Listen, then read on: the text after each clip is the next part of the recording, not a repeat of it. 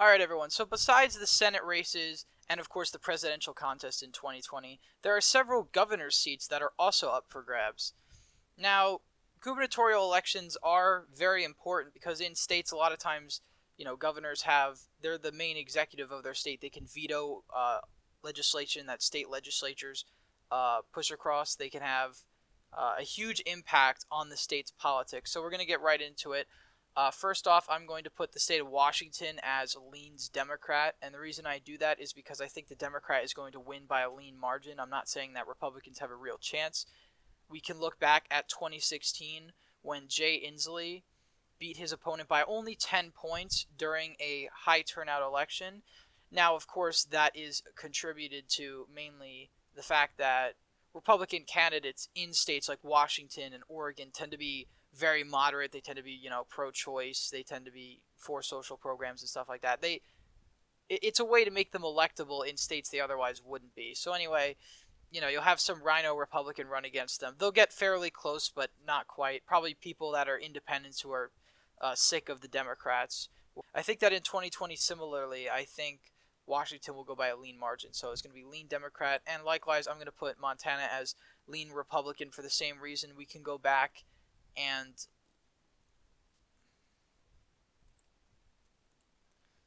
I'm going to put Montana as a lean Republican for the same reason. Steve Bullock only won his race by around 4 points back in 2016 to a state that went to Trump by an overwhelming margin. And I think Montana has this strange love affair with very moderate Democrats, but Steve Bullock is by no sense a conservative. I think with Trump's momentum, you're really going to see this state flip for the Republicans because Steve Bullock is term limited and therefore can't run for re-election again. I was going to say if it were different, if Steve Bullock could run, I might change the prediction to a tilt Republican, maybe a toss-up. I'm not really sure. But anyway, Utah and North Dakota are going to be safe Republican.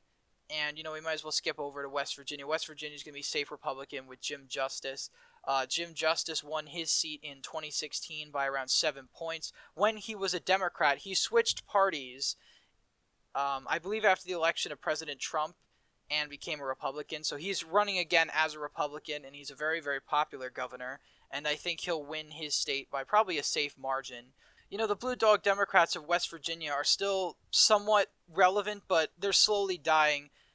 Like in the rest of the South, you used to see a lot of Blue Dog Democrats as representatives, as governors, etc. But I think in the era of Trump and the era where the Democrats have moved so far to the left, it just doesn't seem feasible in these deep red states to elect Democratic officials anymore who don't really represent them. So I think even in West Virginia, which is a long-time blue state, long-time union state, blue-collar state especially, but demographically it's a very white state as well, and that tends to favor Republicans very heavily. This state is going to go to Jim Justice by a safe margin in the gubernatorial race.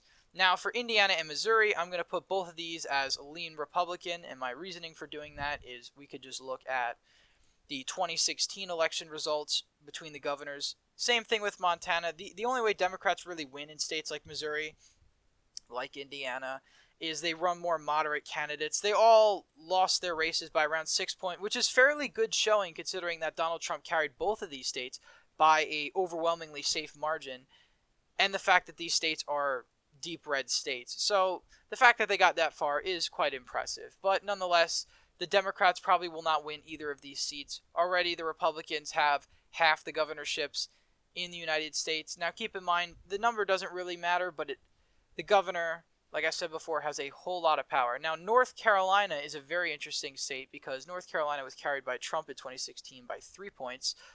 We could just take a look at the results last time. Pat McCrory, who authored, things like the bathroom bill and stuff, he was not very popular in his home state and lost by 0.2 percentage points to Roy Cooper. Now, Roy Cooper brands himself as a moderate Democrat, and he is fairly popular in North Carolina. However, I predict that Trump is still going to carry the state regardless, as he did in 2016. Up here, Trump carried it by around 3 points, almost 4 points. If he would have broke 50 here, he would have carried it by just about 4 points. But nonetheless, regardless of that, I think North Carolina, considering Roy Cooper's popularity in the state, is going to re-elect Cooper by a lean margin. I think it could be a tilt margin, but I think this time, since he is the incumbent, he's more popular, this is going to go by a lean margin. The state of Delaware, I think that the state of Delaware, I predict, will go safe blue. No surprise there. Delaware is a blue state. And if we look at the 2016 election results out of Delaware, John Carney, who I believe is running for re-election again, won this state by, of course, a safe margin, and I think he's going to do it again. Trump did slightly better in the state of Delaware. He got 41% of the vote to Hillary's 53%, so he lost the state by around 12 points. And these third-party votes, though, really ate up the totals. But if we look at elections from 2012, 2008, Republicans tend to get around 41% of the vote, same as in New Jersey. So they're a bit lighter blue than states like New York and California, where Republicans have a tough time breaking 40. They usually get around 36% of the vote in presidential contests. Republicans just break 40. It's mostly due to Sussex and Kent County being a toss-up county and Sussex County being a Republican county. Trump carried Sussex County by a safe margin. I believe this county was carried by Obama in 2008, if I'm not mistaken, so this county did a hard shift to the right. Nonetheless, I think John Carney, I believe he's running again, and if he is, even if he's not, he's going to the Democrat is going to carry this state by a safe margin. That leaves us to two states, Vermont and New Hampshire, and I predict both of these states will go to the Republicans. I predict Vermont is going to go to the Republicans by a safe margin, and I believe that New Hampshire will probably go by a likely margin. Both of these states have Republican governors, although calling them Republicans is a bit of a stretch. Governor Sununu is more of a Republican than Phil Scott in Vermont. Phil Scott is the definition of a rhino Republican. If we look at the Vermont results real quick, from 2016. See, Trump lost this state heavily. However, Phil Scott won this state by around 9 points. And I feel like he'll do even better. Vermont holds governor's races, and I believe New Hampshire does too, every 2 years. So I believe that both of these states will be carried by a safe margin.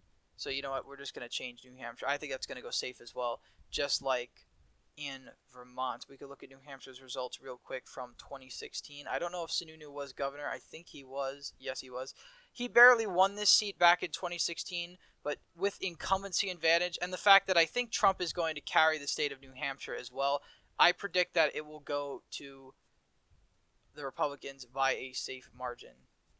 Anyway, that's all for this video today. I'll probably be making more election matchups, Trump versus various Democrats in the future.